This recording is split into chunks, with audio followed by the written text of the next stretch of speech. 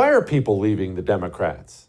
Are people leaving the Democrats? Let's talk about these questions on our special here. First and foremost, before we get to the leaving, if they're actually leaving, before we get to all of our guests on tonight's show, let's just cover some things here. And some of these things can be hard to hear, especially if you're one of the older Democrats who hate watches the show. You know, if you're a 60, 70-year-old Democrat, maybe you're an old union guy, firefighter, one of the Southern Democrat, one of these types, and you still vote Democrat every time. Why? Because it's what you've always done. It's what your dad always did.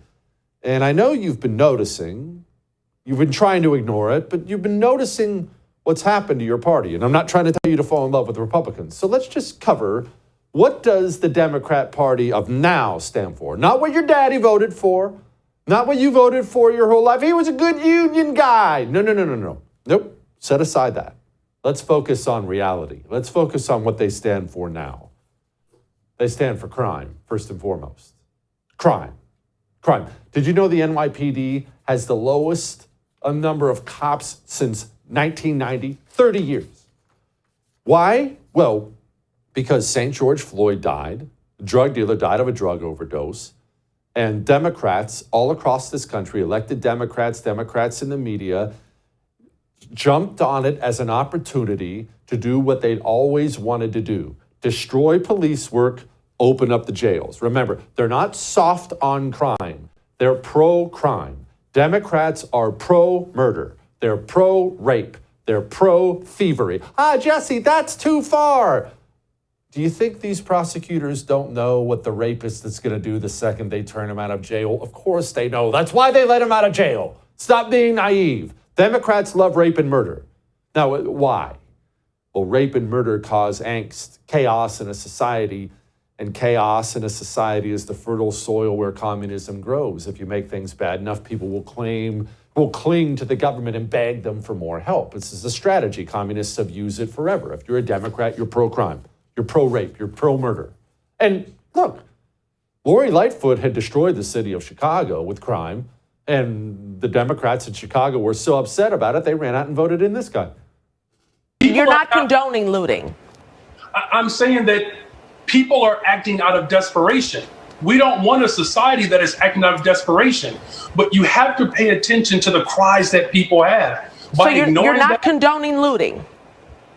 There's no way to embrace that. What I'm saying is you can't condone the looting that corporations continue to do every single day when they take tax dollars from black, brown, white folks all over the city of Chicago so that they can turn a profit. That was before the election. Chicago people watched that and said, yeah, give me more. That's the Democrat Party. That's what they stand for. They stand for open borders. They stand for open borders as well. Illegal immigration. They're not soft on illegal immigration. They're not nice. They despise the United States of America. Many of them have been very open and honest about this recently. They believe in opening up the border of the country because flooding the country with rapists and murderers from all across the globe is one of the easiest ways possible to destroy it. And now speaking of Chicago, people in Chicago are upset about it. Strong reactions tonight from residents after learning Mayor Brandon Johnson is considering plans to open a new temporary migrant shelter in their Southside neighborhood. And he don't know where to put him. Why would you put him in our neighborhood? Well, why don't we go by your house? All of that money that he's given them, we've been begging for years. We've lived here our whole life. We have a lot of bad things that happen here already. We do not need this. We just do not. This is just insane. It doesn't make sense. Keep them downtown. Keep them, I don't know. I mean, this is not our problem. But it is your problem if you voted Democrat.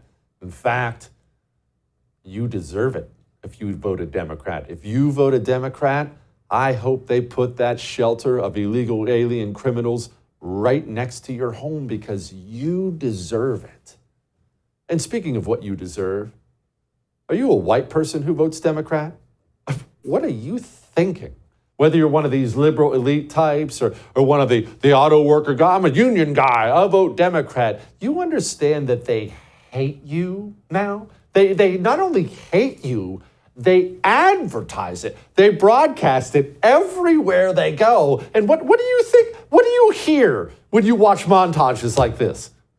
I think the Republican Party is sort of this extremist, anti-science, nativist, embracing white supremacist, insurrectionist party at this point. White nationalists, anarchists, whatever in this country that are using mask mandates and a public health crisis to sort of wage chaos. Domestic terrorism from white supremacists is the most lethal terrorist threat in the homeland. What I know is the law, and what I know is what white people are willing to do to defend white supremacy. Being Hispanic or being black does not, or being anything, does not make you immune from being racist, from being radicalized, from being a white supremacist. Republicans have used the special counsel's report to further their longstanding efforts to re-elect the former white supremacist in chief, Donald Trump. I am so tired of white men failing up.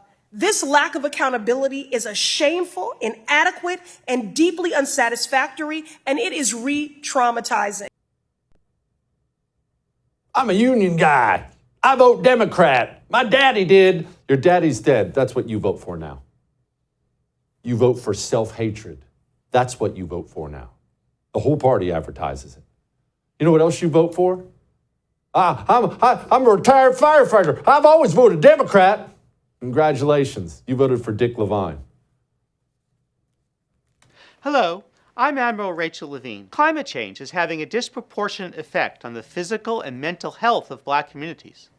Black Americans are more likely than white Americans to live in areas and housing that increase their susceptibility to climate-related health issues.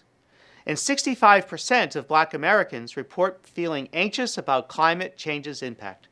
Through our Office of Climate Change and Health Equity and the Office of Environmental Justice, we're working with providers and community leaders to identify innovative approaches that empower communities to address the health consequences linked to climate change. I'll tell you what, I just called an audible. I was going to say a fifth thing that you vote for if you vote Democrat, and we were going to talk about the climate change idiocy. But I think that video there is just the perfect way to end it. A dude pretending to be a woman because he changed his name from Dick to Rachel, talking about how racist climate change is. I'm a union guy. No, you're a nutball communist because that's what you support and that's what you vote for every time. Tradition, let it go. And this is not me trying to woo you into the GOP because they suck too. But if you still vote Democrat today, that's the kind of filth you vote for. And that's why at least some people are leaving. Not enough, but some are. Dave Rubin, he used to be a Democrat. Why did he leave? I don't know. Let's go ask Dave about it. He joins us next.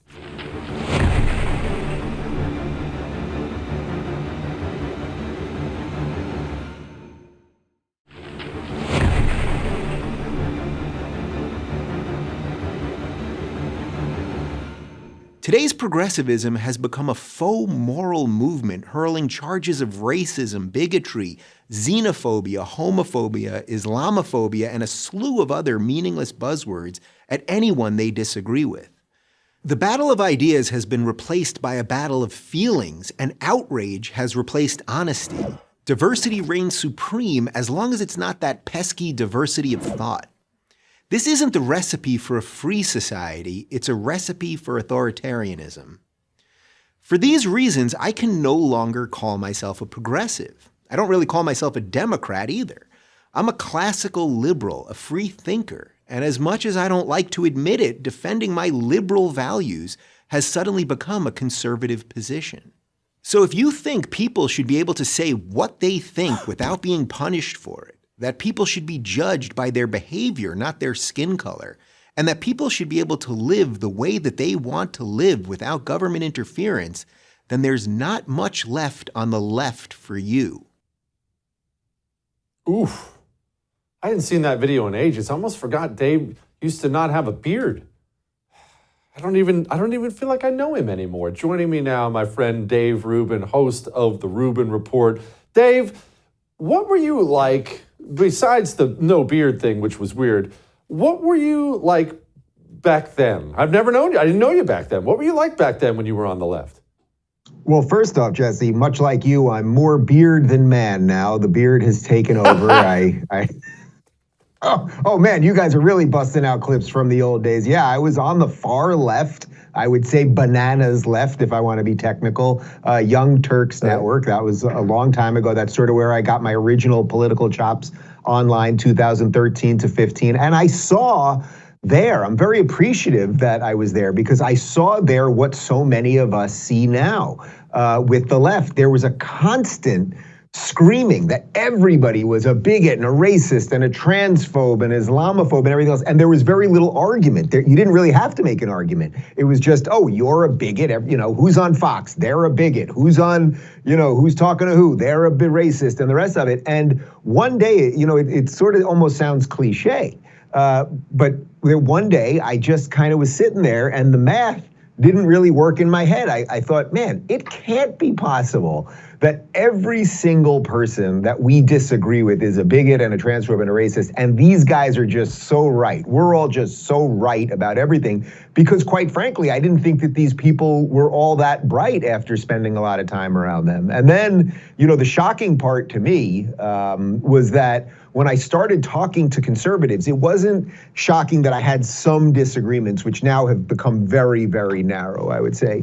But yes, I had some disagreements, let's say, when I first sat down with Ben Shapiro or Dennis Prager or Glenn Beck or Larry Elder. There were some disagreements as it came to abortion or maybe some tax stuff, something like that. But what I was most shocked by is that they were not evil. And I know that that might sound ridiculous to your audience that obviously leans conservative, but most people growing up in America, the factory settings, the default settings you grow up with culturally are that conservatives are mean, they only care about money and they care about war. And it's Democrats, liberals, lefties that are nice and kind and they're open-minded and everything else.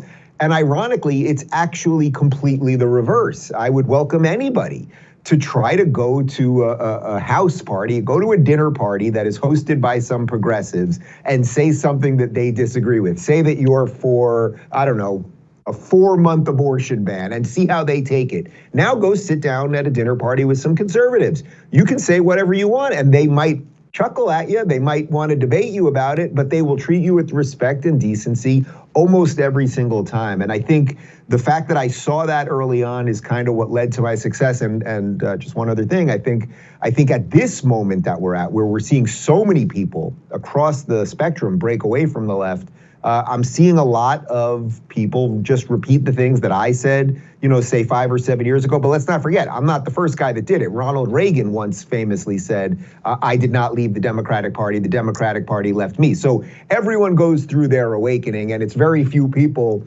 who awaken and go the other way. You don't go from that to woke. You awake, and then you generally become more conservative as you get older.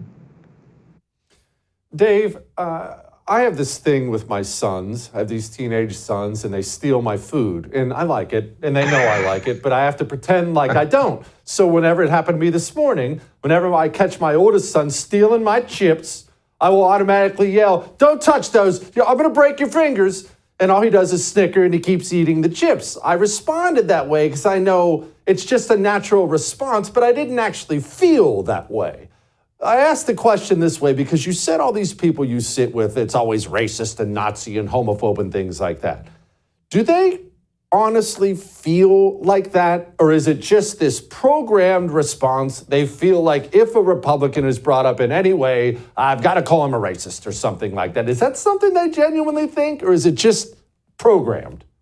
Well, I would say that there's several layers of it. You know, usually if you don't really know why you think something, if you haven't really thought out the issues, but you just take a position because it's the position of the left and the left decided that's the position on that given day, that's the current thing, I'm planting my flag, I got to get there.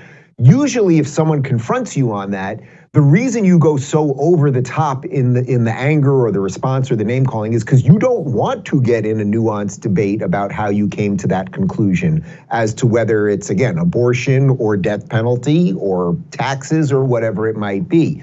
So I think a certain set of them are just propagandists. So I would say like the MSNBC collection of people that you see up there pushing this stuff, they're absolute propagandists. They get up there railing against capitalism all day while they cash their, $400,000 a year checks to be on MSNBC, and they're propagandists. I would say the college kid who is out there at Columbia supporting Hamas, it's not that they're a propagandist. They have been taught all of the wrong things. They have been taught that America is evil, capitalism is evil. They've been taught that girls are boys, the litany of things that we now all know. And the reason that their reaction is so over the top is they don't know how to defend any of their ideas. So rather than getting into a debate, they will, tell you that you're the racist and you're the genocider and all of those things. So I think there's probably multiple layers to it. I would also say it's why anyone who is on the left that says the tiniest little thing that goes against leftist orthodoxy becomes an outsider. You've probably been playing clips or talking about it on your show over the last couple of days. Bill Maher, who has been the standard bearer of liberalism in America, he's been the most publicly facing liberal in America for almost 4 decades at this point. He has taken the position, which was the original classical liberal position that I was defending in that PragerU video, that if you're a true liberal, you believe in free speech, you believe in rationality, actually you believe in laissez-faire economics and a light touch of government. He's taken all of those very obvious positions, and now who hates him? The left hates him, and Jesse, you know this because I see you talk about it on Twitter. Who loves Bill Maher right now? It's the right, not because they agree with all of his conclusions. He's still too far pro-choice for them. He's still oddly going to vote for Joe Biden, and I'm working on that with Bill. I think maybe we can get there. We'll see. But the right is largely saying, oh, here's a liberal who's not a lunatic. Let's talk to him. The left, he can't go on MSNBC. Imagine if I said this to Bill Maher's face on his Club Random podcast. If Bill Maher showed up to a Trump rally, almost everyone there would be like, wow, that's pretty cool. Bill Maher's here. I disagree with him on some stuff, but it's all good. Okay, cool. If Bill Maher showed up to an AOC rally, he would be kicked out as if he was one of us. If he was just a Republican, conservative, whatever crazy right-wing maniac like you and me, Jesse. And that is the fundamental difference between all of this. Anyone on the left who takes any counter position is the bad guy. And if someone can prove that to not be true, I'd love to hear it. Yeah, no doubt. Dave, you were the best, my brother. I'm out of time. Appreciate you. All right. Adam Coleman, black dude, used to be a Democrat. Now he votes Republican? What? Why? Talk to him about that next.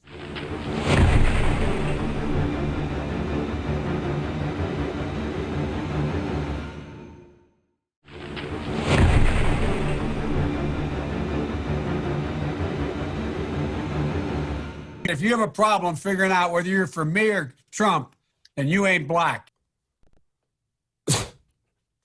He's just such an idiot. I just say it's not that anything he says offends me. I'm not really offended, but he's just such a meathead idiot. Joining me now, my friend Adam Coleman, founder of Wrong Speak Publishing. He wrote a book, great book, Black Victim to Black Victor. Adam, now.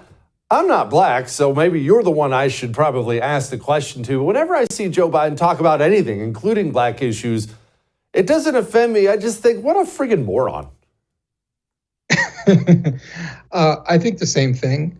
I think that he is a principal actor in the Democrat Party that is equally condescending.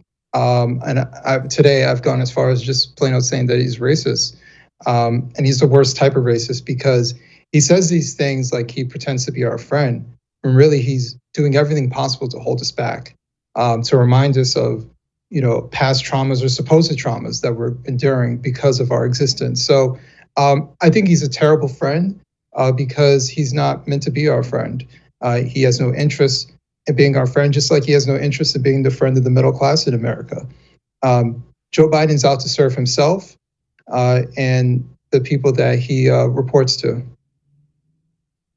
Adam, I was talking about this the other day, a bit last week, that it seems like the leaders of both parties are kind of similar in this regard, where they look at their various demographics, their various voting blocks, whatever they may be, and they know they have to say certain things, But they don't actually mean any of it, and they don't give a crap. When it comes to Democrats, it's black people, right? Or gay people, whatever it may be. You go up, you toss out a couple lines. Hey, you're basically still a slave. Vote Democrat. The Republicans do the same thing. I'll close the border. Vote for me. Hey, I'm totally pro-life. And they get the evangelicals cheering, but they don't actually intend to do anything about it. I don't think anyone is really represented in this country anymore. No, not really. And what you're talking about is basically purity tests. Especially on the political right. It's much like, what's your favorite Bible verse? Does it matter? I mean, I say this as a Christian. It really doesn't matter what verse they tell you. What matters is what they're going to do in office. And the thing is, we kind of lose sight because we're always trying to measure up to some sort of purity test. And sometimes those purity tests get rid of the good people that actually should be in positions of power. But instead, we get people who are willing to say whatever it takes to get power. And so they are fine with the purity tests. They know how to say the right thing, and people just move along. But we know behind the scenes what a lot of these politicians are really like and what they really believe. And it's not much of what they're actually saying. It's kind of like when you see those, the old days of those pastors who were so vehemently anti-gay, then they find out they were in the bathroom doing stuff with other gay men. So it's much of the same type of thing. It's hypocritical nonsense. Adam, you used to be a Democrat. You don't vote that way anymore. What happened to you?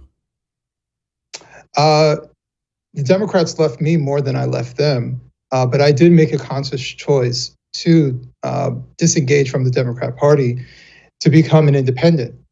So I am open to any person who is rational.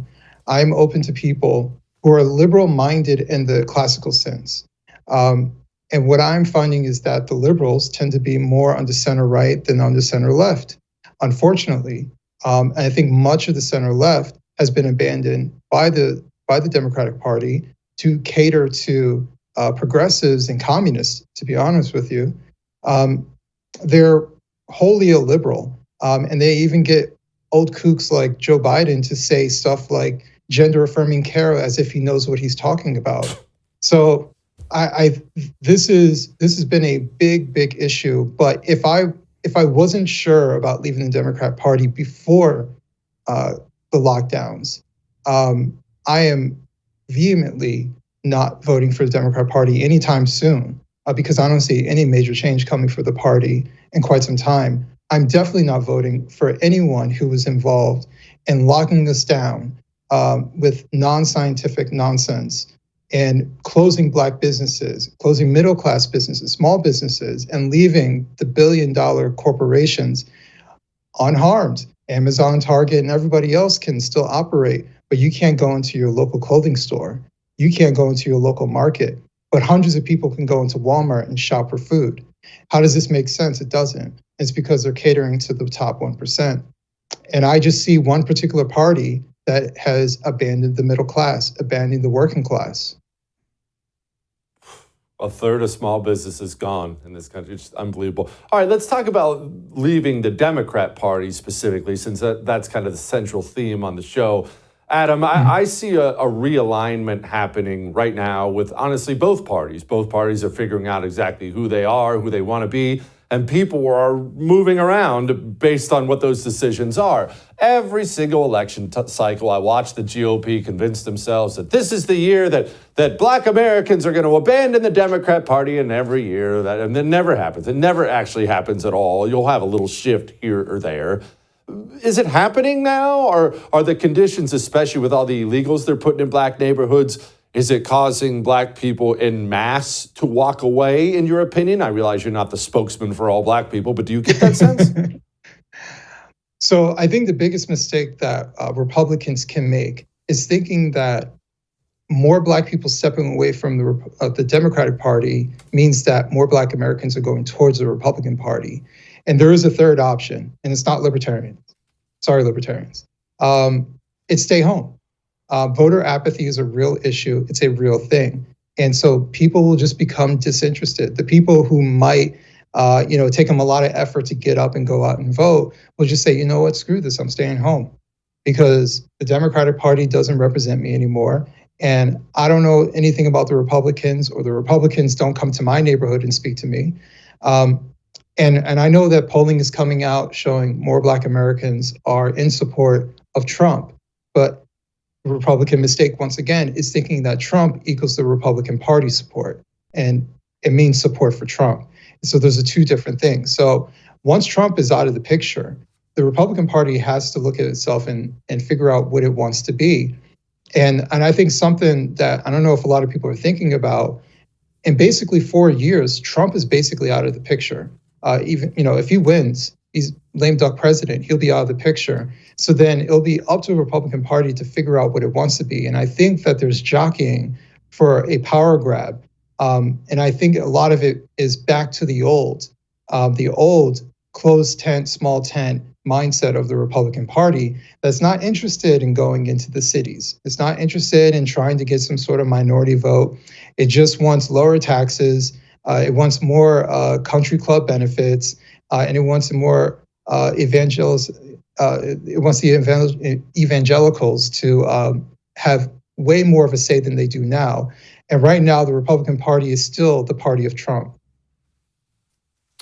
What is it about him that is working for at least some people in the Black community in the country? He's getting a higher percentage, certainly, than Bush got, than Reagan got. What is it about Trump? So I think it's two things. I think, one, Trump was president, and people will remember what the economy was like prior to COVID. So that's one. And two, Trump is familiar. Trump has been around for God knows how long. And so he's a familiar name and a familiar voice, and people are sort of used to him. So I think there becomes more of an openness to voting for Trump, even if you don't like everything about Trump. There becomes more of an openness because you're familiar with him. And to be honest with you, he's different than most Republicans. So I think there is an understanding from that aspect of just kind of being open-minded, because what was working before isn't working anymore. So I think more and more Americans, and not just Black Americans, but Americans in general, are taking another look at Donald Trump, especially with the disastrous results of Joe Biden's policies. Yeah, I tend to agree. Adam, thank you, my brother. I appreciate you as always. Wait a minute. You just had a second edition of your book, Black Victim to Black Victor, come out. What's it about? Well, the second edition is just more of a revised and, to be honest with you, better edited version of the first edition. So if you already have the first one, it's essentially the same, but I just wanted to revise it, to clean it up so it can be seen in more professional light, especially in educational institutions. I want people to go pick it up. Black Victim to Black Victor. Adam Coleman, as always, my man, I appreciate you. All right, we're not done yet. Hang on.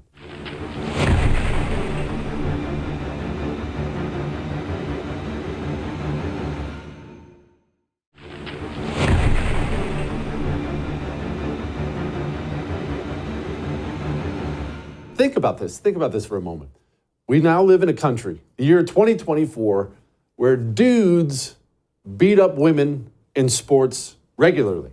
This is something that happens regularly. And I shouldn't laugh because it's not funny. That one MMA chick got her skull beaten in. High school volleyball girl still has concussion problems. Some dude spiked a ball off of her face. This happens in front of our eyes regularly. And not only is there no outrage about it, everyone's just kind of moved on. I mean, the mainstream people, I know you're mad about it. President put out a statement yesterday. Women in sports continue to push new boundaries that inspire us all. But right now we're seeing that even if you're the best, women are not paid their fair share. It's time to give our daughters the same opportunities as our sons and ensure women are paid what they deserve. Joining me now, Jennifer Gelardi, culture, health, and policy writer. Jennifer, President is very, very concerned about women, especially in sports, getting equal treatment, isn't he? Yeah, well, if he was, then he'd, say something about the men and women's sports, but he doesn't. He celebrates the day of transgender visibility on a very sacred, holy day for many of us. So they don't seem to be too concerned with equality. They have a different definition of it, to be sure. Jennifer, doesn't it seem like I only have my perspective as a dude, but as a woman, Does it seem like this stuff happened fast? Hey, I'm only 42 years old. I'm not ancient, and life was really normal for most of my life. And now there are dudes with penises in women swimming. And I don't understand. When doesn't this seem like it happened instantly? It does until you look back. And I wrote a piece actually in the Epoch Times entitled "Save the Tomboys: How Decades of Liberal Sexual Ideology is Erasing Women." And so if you trace it back, it's not the first wave feminist movement. Obviously, that was a worthwhile pursuit to allow women to vote, to make sure we weren't defined as property anymore of our husbands.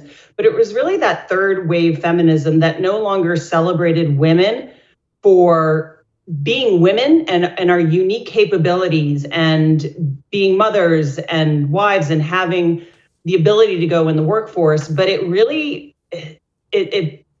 Harvey Mansfield wrote this book called Manliness, and he talks about it went from this desire to protect women and to stand up for what women can bring to the table to this desire to that women can be anything, right? There are no boundaries for women anymore. We can be anything and even nothing. That our actual thing that makes us feminine is worth nothing anymore. We can have sex like a man. We can work like a man.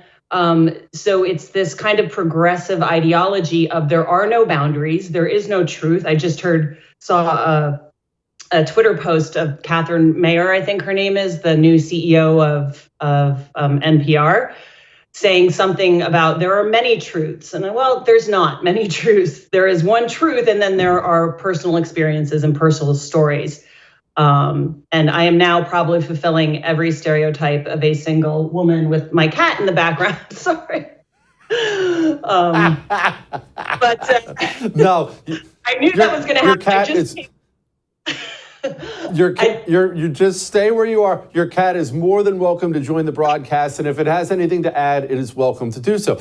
You know what? Actually, let me ask you your story, because you're kind of a convert to this way of thinking over the last few years. Give us your story. Yeah, I grew up pretty conservative in a small town in kind of blue collar Pennsylvania. Everybody knows it because of The Office. I grew up in Scranton.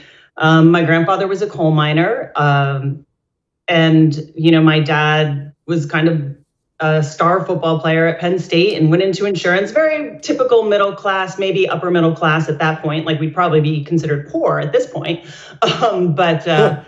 and pretty much upper middle class, good public school education. And there was definitely a focus to achieve and to do well. And I played varsity tennis. I was a dancer.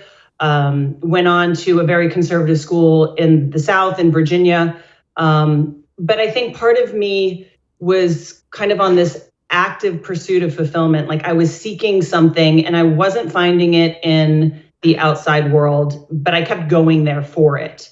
And I rebelled a little bit. I if the things that my parents were telling me were true, I think I wanted to find those things out for myself. I didn't want to just take anybody's word for it. And so I felt very constrained kind of by this potentially, I guess we want to say, conservative. It felt very binding, right? We talk about boundaries, but this to me at that time felt very binding. And do this, go be, I was ready to go to law school. That's what I thought I wanted to do. My actual undergrad is in public policy. I worked in DC for a summer and I said, no, thank you. And then I moved to Alabama, which is also pretty conservative. I moved to Birmingham, and then I was still seeking, and I went where everybody goes when they're seeking, which is Los Angeles. And I, if you don't have a solid sense of self, if you don't have a true understanding of who you are and what you want, you can get very lost there very easily and very pulled into the progressive ideology. And that's what happened. Like, I was perfect fodder for the left, right? Someone who was seeking, who probably wanted attention. And I talk about this in my piece in The Federalist. I think we have a lot of women walking around with daddy issues. I think women want to be adored. They want to be loved. They have this nurturing quality. They have this empathetic quality that can be taken advantage of by the left. So all of those things really put me in prime position to be brainwashed for the most part. And then I was out there and in other liberal cities, New York and Austin, for about 20 years. I mean, way fast forwarding to COVID. And I made a career out of kind of health and wellness. I was an on-camera personality. I got all these degrees. I was deep into the yoga world, deep into spirituality, trips to India, following a guru. I mean, it was a cult for sure. The more I even learn about what was going on behind the scenes, the more confident I am in saying that I was in a spiritual cult. And I kind of started coming out of that right before COVID. And then COVID hit. And something just did not feel right. Like, for all I knew about health and nutrition, and particularly when we started to see the data and who was dying, it just didn't feel right to me. The red flag really went off when people started rushing to the store for toilet paper. And I'm like, what? This is just illogical. What the heck is going on? And you're telling me, at the time I lived in Topanga Canyon, which is just this beautiful enclave in Los Angeles near Malibu in the mountains. And you're telling me I can't go to the beach? I mean, you saw, I'm sure, there were surfers that got pulled out of the water and arrested. And I saw people jumping to the other side of the street with masks on. And that just, like, red flags went off. I think all the training I had, what I say is my conservative upbringing probably saved me, right? So logic finally started to kick in again. And then I really went down the rabbit hole. There was another incident that happened around the George Floyd stuff. And, it's a kind of a longer story, but it made me see the hypocrisy of the left, really. And it around the whole Black Lives Matter thing and where people were getting their information and how biased they were about it. And Candace Owens has a part in that story, so that was interesting. And I had no idea who she was when I first heard her. But so I we were in lockdowns and I took a lot of hikes around my neighborhood because that's pretty much all I can do. And I was listening to Joe Rogan podcast and Jordan Peterson podcasts. And then I just started to kind of wake up, like a lot of people, I think. I think COVID in a way was somewhat of a blessing for people. For a lot of parents, they saw what was happening in schools. For some people kind of living in this la-la land of rainbows and unicorns out in Los Angeles, that everything is not rainbows and unicorns. And then I kind of decided, I'm really interested in truth. I think I always have been. I think that's ultimately what led me to seek things. And what I was doing in my career prior didn't feel meaningful enough anymore. And I know I've helped a lot of people. I've had a lot of people reach out to me and compliment me on my work, and I've helped them, and that was great. But I think I had reached the point in my career where I'd done everything I was going to do. And there was something going on here that was bigger. And I decided to go back to get my master's in public policy at Pepperdine University, which was right up the street from me, which was very convenient. And that program, what we had to read, the great books we had to read, right? It was like a great books program. So Aristotle, a book by Matthew Crawford was really wonderful. And I kind of gobbled his stuff up. And reading and listening and having conversations with people. And then I came to realize, like, wow, this side of the aisle is a lot more fun, first of all. And I'm back in reality and I can laugh again. And not everything has to be so serious. And I don't have to save the world. And along with that, I went back to Christianity. So it was like all of these things, like that weight, that burden that Jesus took off my shoulders of needing to be the savior of the world, because someone already did that. I mean, it was just a massive transformation. And what I want to emphasize about that is that, like, I think right now, this goes beyond what we're seeing now, goes beyond kind of Marxist ideology. It goes beyond the woke mind virus. I think there's a deep spiritual sickness, and that's in the heart. And no amount of logic, this is where I think conservatives sometimes miss the boat. There's no amount of logic that's going to appeal somebody that is to change their mind that is spiritually sick. You can have these wake-up calls. I think COVID was one of them, but I just think we are ill right now, and it's a deep illness, and it's beyond like I said, this mind virus, although that plays a part of it. Yeah. No, I 100% agree with you. We're dealing with good and evil, not Republicans and Democrats. And there's so much, there's something so much bigger and deeper going on here that's well beyond you and well beyond me. But I love your story, Jennifer. You come back and join me soon. I'm out of time, or else I'd keep you here. Coming up next, I have some thoughts. They're final thoughts. Hang on.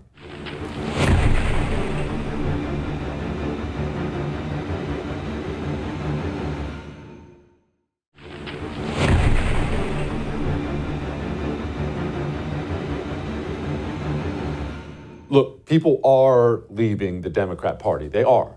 They're leaving the Republican Party as well, but they're leaving the Democrat Party. And as the Democrat Party gets more and more bonkers insane, that will probably ramp up. No, it doesn't necessarily mean these lifelong Democrats are going to come into the waiting arms of the GOP, who is largely listless and useless. But it is a good thing that there are some people, I mean, you just heard from a bunch of them, there are some people who are looking at the platform of American Democrats and thinking to themselves, this is horrific. It is a good thing. It's something to celebrate. There's bad news everywhere. We talk about it all the time. It's not hard to find bad stories or things that are bad. People are waking up to the real evil nature of Democrat politics now, and that is a good thing, and it's something to celebrate. What that party is going to look like in the future is probably going to be real ugly, and I'm glad I'm not going to be part of it. All right? All right. We'll do it again.